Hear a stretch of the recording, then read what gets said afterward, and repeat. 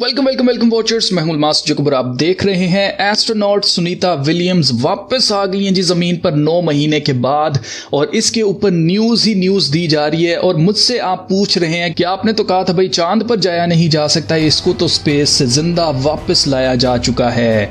अब देख सकते हैं हमारे काबिल वॉचर ने हमसे पूछा, ब्रदर आपने तो एक वीडियो में बताया था कि मून लैंडिंग फेक था, अभी तो सुनीता विलियम्स स्पेस से आ गई है। एस्ट्रोनॉइड्स ने वहां जीसस का भी नाम लिया, बाइबल से वर्स भी पढ़े, अभी एक लड़की मार्स पर भी जाने वाली है, इसके ऊपर भी वीडियो बनाओ अर्जेंट। तो जनाब मैं आज भी इसके ऊपर कायम हूं कि कोई इंसान चांद पर नहीं गया है और ना ही जा सकता है, कोई इंसान मार्स पर नहीं जाने वाला है। सुनीता विलियम्स की वो वीडियो जरा देखें जो कि हर न्यूज चैनल के ऊपर सर्कुलेट हो रही है। इवन के अमेरिका के सदर ट्रंप ने भी इसको शेयर किया और इलॉन मस्क ने भी इसको अपने ट्विटर के ऊपर शेयर किया है, और यही सेम क्लिप हर जगह चलाया जा रहा है। आप जरा ये क्लिप देखें कि कैसे ये फेक है, CGI है, आर्टिफिशियल इंटेलिजेंस से बनाया गया क्लिप है। इसके बाद मैं इसको साबित करता हूं कि कैसे ये फेक है। And splashdown, Crew 9 back on Earth.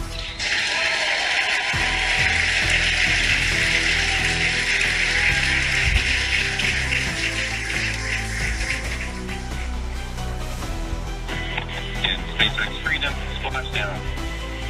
Good main release. Copy splashdown. We see main chutes cut. Nick, Alex, Butch, Sunny, on behalf of SpaceX, welcome home. अब मुझे नहीं पता कि आप फेक को पकड़ सकते हैं कि नहीं पकड़ सकते हैं, आप आर्टिफिशियल इंटेलिजेंस की मदद से बनाई गई वीडियो को पकड़ सकते हैं कि नहीं पकड़ सकते।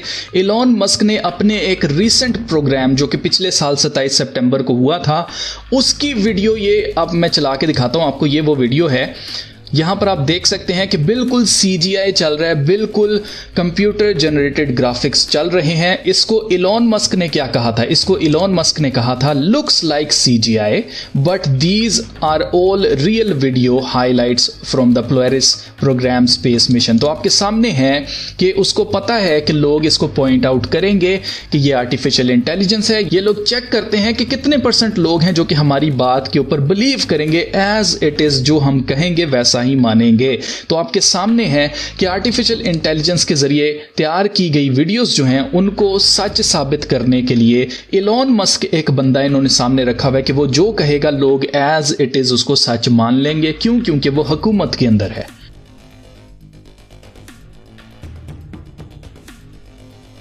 अब आप खुद नोट करें कि नासा के ये एस्ट्रोनॉट्स स्पेस के अंदर थे पिछले 9 महीने से, और आप नोट करें कि नासा ने इनको बिल्कुल बचाने की कोई कोशिश नहीं की, क्योंकि they were waiting for Elon Musk कि वो अपने स्पेस एक्स के जरिए जाकर ये मिशन करे और दुनिया के सामने हीरो बना दिया जाए कि देखें जी इलॉन मस्क उनको जिंदा सही सलामत वापस ले आया है। अब मैंने कहा कि ये वीडियो फेक है, मुझे कैसे पता? क्योंकि मैं अभी खुद इंटरनेशनल स्पेस स्टेशन से होके आया हूं। आप देख सकते हैं कि यहां पर सुनीता विलियम्स 9 माह तक रही। अब जैसे इस भाई ने कहा कि अभी एक लड़की मार्स पर भी जाने वाली है, तो कोई मार्स पर नहीं जाने वाला है, क्योंकि मैं मार्स से खुद होकर आया हूं। अब इन्होंने मार्स पर जाना है और हम पहले ही डेविन आइलैंड पर आ गए हैं। ओए हेलमेट पहन, हम मार्स पर हैं। जोर जोर से बोल के लोगों को स्कीमें बता दे।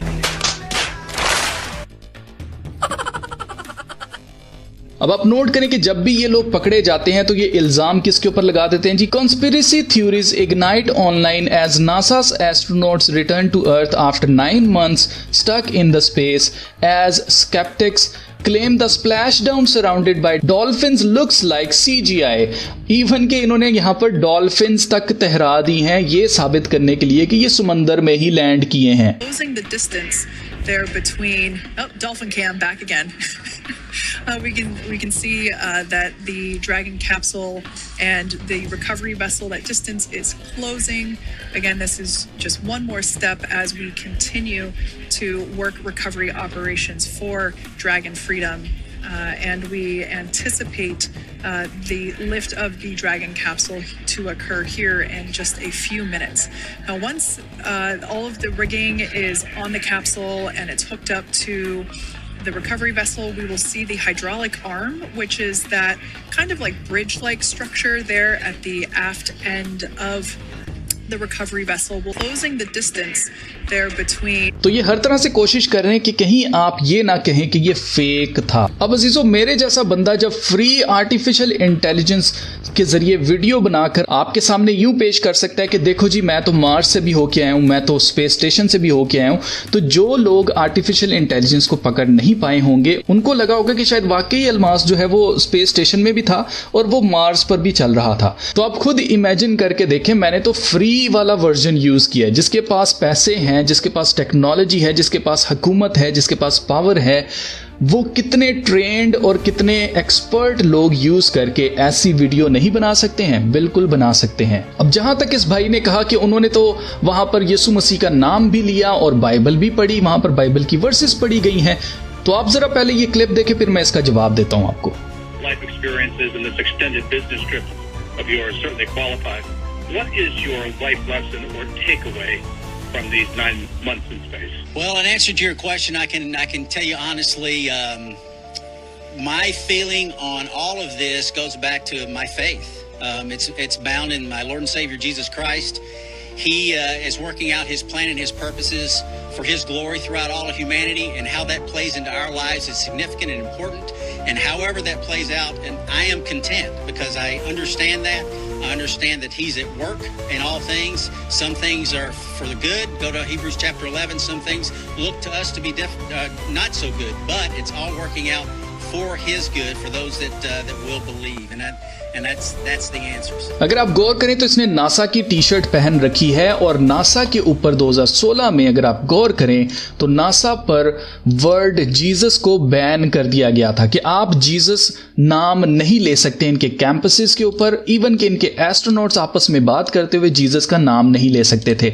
तो अचानक से नासा के एस्ट्रोनॉट्स को ऐसा क्या हुआ है कि वो लाइव टीवी के ऊपर यीशु मसीह का नाम ले रहा है।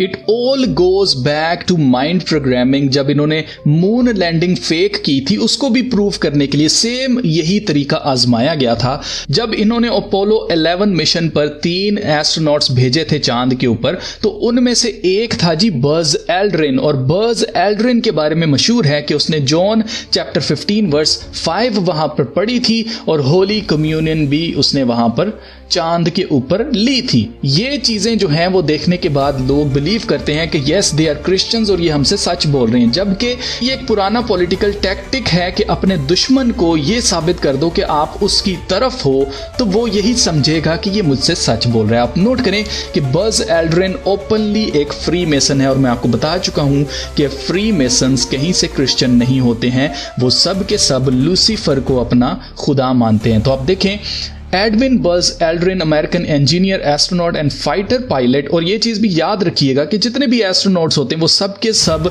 मिलिट्री से रिटायर्ड होते हैं, चाहे नेवी हो, चाहे एयरफोर्स हो, चाहे कोई भी मिलिट्री का इदारा हो, वो उसके अंदर से ही आपको मिलेंगे। आप नोट करें, the second man and first Freemason to step on the surface of the moon. ये बड़े फख्र से फ्री मेसनरी के लॉजेस में ये चीज़ बताई जाती है कि पहला फ्री मेसन जिसने चांद के ऊपर कदम रखा वो कौन था?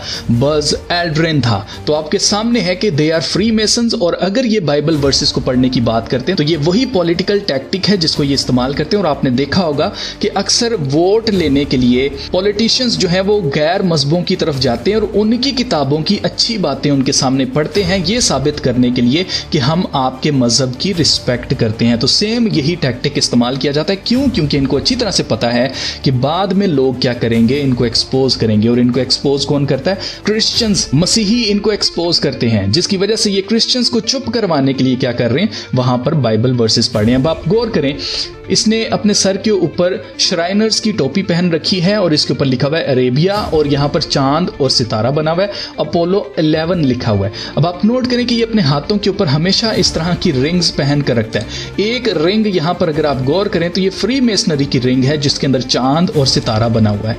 तो ये रिंग ये हमेशा पहन कर रखता है। ये फ्री मेसनरी की रिंग्स हैं, जितनी भी रिंग्स इसने पहन रखी हैं आज तक इसने पहन के रखी हैं, अभी ये जिंदा मरा नहीं है। अब सुनीता विलियम्स, जैसे मैं आपसे कह चुका हूं कि ये सब के सब इनका ताल्लुक हमेशा मिलिट्री से होता है। सुनीता विलियम्स कौन है जी? आप यहां पर पढ़ सकते हैं, सुनीता लेन सुनी Williams is an American astronaut and a retired US navy officer. ये रिटायर्ड यूएस नेवी ऑफिसर है। फिर दूसरा वो जो इसके साथ था बुचर करके, उसका क्या नाम है? बेरी ई विलमोर। ये कौन है जी जनाब? इसको हम देख लेते हैं जी। Barry Eugene Butch Wilmore is an American NASA astronaut and United States Navy test pilot। तो आपके सामने आ गया, ये हमेशा नेवी के अंदर से या अमेरिकन एयरफोर्स से या मिलिट्री से ही लोगों को क्यों लेते हैं? उसकी सबसे बड़ी रीज़न ये है कि इन्होंने ओथ लिया होता है, इन्होंने कसम खाई होती है कि ये हुकूमत के सीक्रेट्स बाहर नहीं आने देंगे।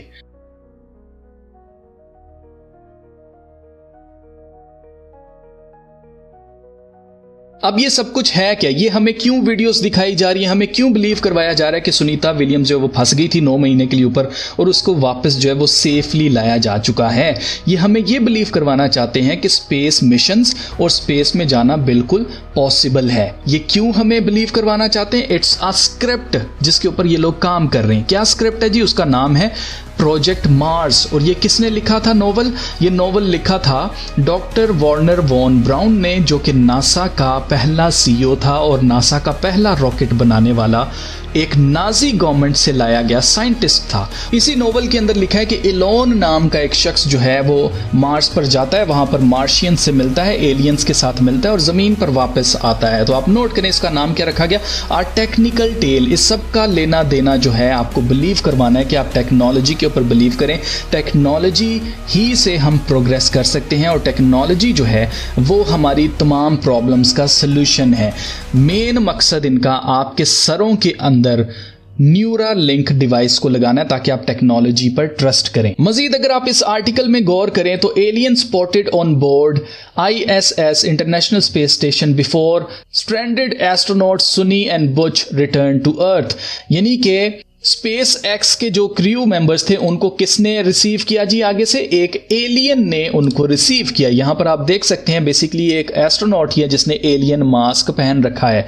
आपके सामने है it's all about the alien agenda कि हम मार्स पर जाएंगे, मार्स पर हमें एलियंस मिलेंगे और फिर हमें पता चलेगा दुनिया की हकीकत क्या है। और ये आपको ये बताएंगे एलियंस कि जनाब दुनिया ऐसी चलती रहेगी, हमने गलती से इंसानों को बना दिया था। आपको याद रखना है कि एलियंस एग्जिस्ट नहीं करते हैं, डीमंस एग्जिस्ट करते हैं। एलिस्टर क्रॉली ने 1904 के अंदर 1904 के अंदर एक डीमन को चैनल किया था जिसका नाम लाम था। और जब वो डीमन बोला तो उसने बताया कि आज हमें लोग एंजल्स एंड डीमंस कहते हैं लेकिन कल हमें कुछ और बोला जाएगा। क्या बोला जाएगा? एलियन आज बोला जाता है मॉडर्न लैंग्वेज के अंदर डीमंस को।